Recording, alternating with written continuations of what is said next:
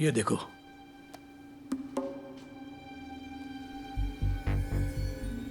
नहीं, मैं तो इसे नहीं पहचानता, लेकिन इसे कहीं तो देखा हुआ लग रहा है। अरे हाँ, याद आ गया, ये तो सबसे बड़ा हैकर है, लेकिन ये कई सालों पहले गायब हो गया था। हकीम इमलिल और उनकी टीम मेट सना बेंकी राणे। क्या वो पुलिस वाला बन गया? नहीं, वो सॉफ्टवेयर हैकर है और वो उनके लिए काम करता है। जब भी कोई फेमस हैकर अपराधी बनकर पुलिस ऑफिसर बनता है तो पूरा घर बर्बाद हो जाता है। ठीक कह रहे हो। लेकिन मुझे बताओ, तुम मुझे उन दोनों की देखभाल करने क्यों कह रहे हो? और बदले में मुझे क्या मिलेगा? मैं अब तक के सबसे अच्छे साइबर चोरी में 50% का हिस्सा देने की गारंटी देता हूँ, और इसे मैं तुम्हें चांदी की थाली में परोस कर दूंगा। पैसा, मुझे बस यही पसंद है। डेविड, आप मेरे सबसे अच्छे ग्राहक हैं और हमेशा रहेंगे। मिस्टर चिनोई,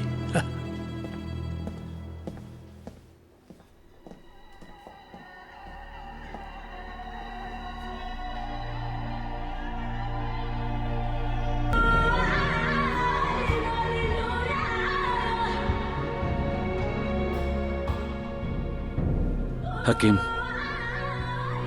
मैं तुम्हारे आने का इंतजार कर रहा था।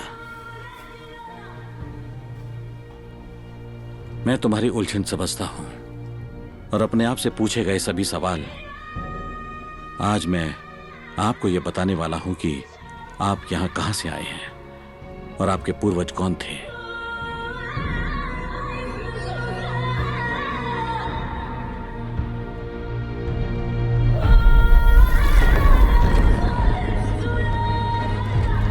बहुत समय पहले एटलस एटलांटिस का राजा और रक्षक था। उसके जुड़वा भाई गदिरोस ने उसकी शक्ति से ईर्ष्या की और एस्ट्रोलैब को हड़पना चाहा। एक कलाकृति जो अच्छे और बुरे के बीच संतुलन बनाए रखती थी। समान दिन के दौरान सक्रिय होने पर यह सभ्यता का अंत ला सकता है। जिसके पास यह होगा वो अपार और भयावह शक्ति का स्वामी बनेगा। ग्रह के रक्षक और एस्ट्रोलैब के सही संरक्षक के रूप में एटलस ने हस्तक्षेप किया। अपने भाई से गहराई से आहत होकर, विश्वासघात से आहत होकर उसने कलाकृति की रक्षा के लिए अपनी शक्तियों का प्रयोग किया। दोनों भाइयों के बीच एक युद्ध छिड़ गया और गाडीरोस हार गया। एटलस ने हाथ बढ़ाया, उन्हें प्रायश्चित करने और ग्रह की रक्षा के लिए हाथ मिलाने का अवसर दिया। हालांकि गाडीरोस घमंड और अहंकार से अंधा था।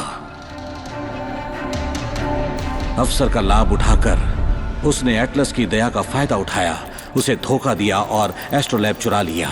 उसी क्षण जब विश्व समाप्त हो रहा था, गाडीरोस ने कलाकृति सक्रिय कर अटलांटिस का विनाश शुरू किया।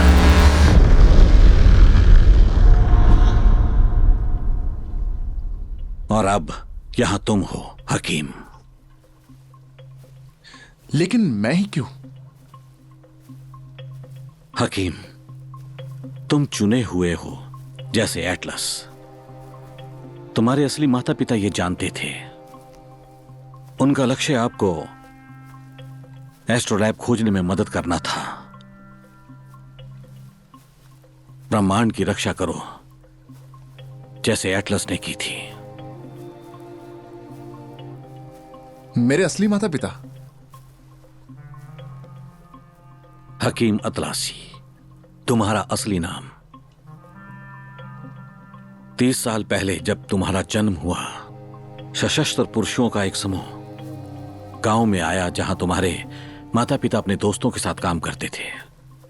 माइकल हबनर, एक कंप्यूटर इंजीनियर, वो अटलांटिस के स्थान पर शोध कर रहा था।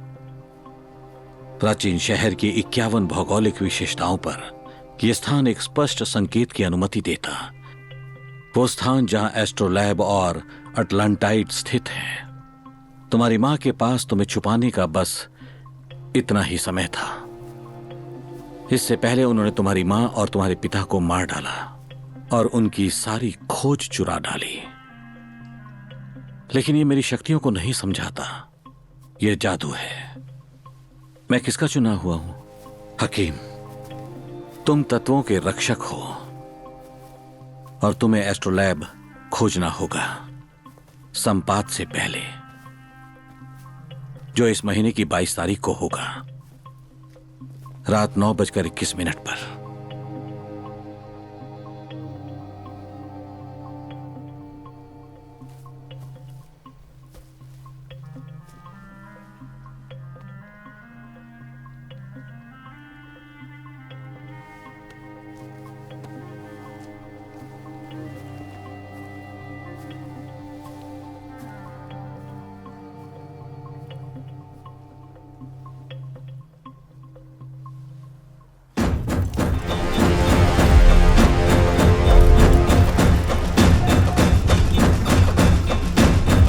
कोई मिलेगा नहीं। चलो खड़े हो जाओ, सब एक लाइन में खड़े हो जाओ। चलो, हिलो मत, जल्दी करो। बैठ जाओ नीचे।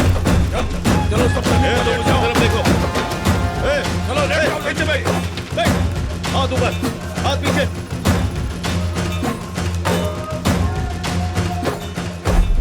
वायरस इंस्टॉल हो चुका है। बस 10 मिनट में ही हमारे पास कंप्यूटर सिस्टम का नियंत्रण होगा।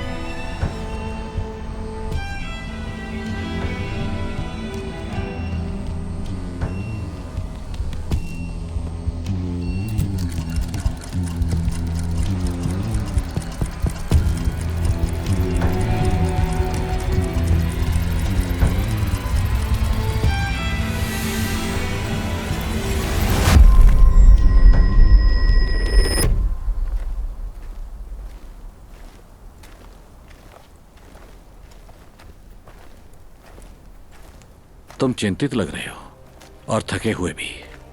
क्या नींद पूरी नहीं हुई? नहीं, देर रात तक मैं अपने लैपटॉप पे काम कर रहा था। अपना दिमाग साफ करो, यहीं से सब शुरू होता है। हम कहाँ हैं?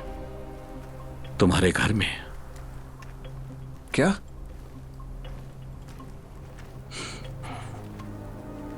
मेरे पीछे।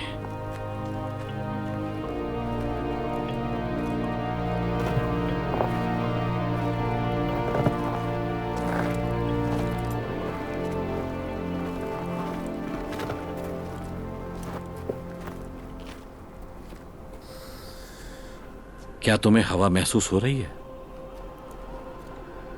हाँ। यह कोई संयोग नहीं है। मैं तुम्हें यहां से दूर नहीं ले जा पाया।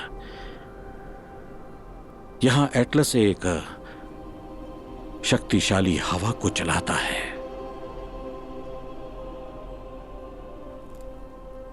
हकीम, तुम्हारे पास यह शक्ति है और यह तुम्हारी विरासत है। हवा तुम्हारा तत्व है। परबर में कहा जाता है, हरगज ना अधो। तुम्हारी जीन और डीएनए में तुम्हारे पास हवा की गति की शक्ति है। यह प्रकृति के 5 तत्वों में से एक है। तुम इसे अपने पैरों और हाथों में महसूस कर सकते हो। तुम थर्मोकाइनेटिक ऊर्जा उत्पन्न कर सकते हो, जो तुम्हें बल के साथ आगे बढ़ने की शक्ति देती है। मुझे एक ऊर्जा महसूस होती है, लेकिन लगता है ये सूट से आ रही है। ऊर्जा और शक्ति तुमसे आती है, सूट से नहीं। बिल्कुल भी नहीं।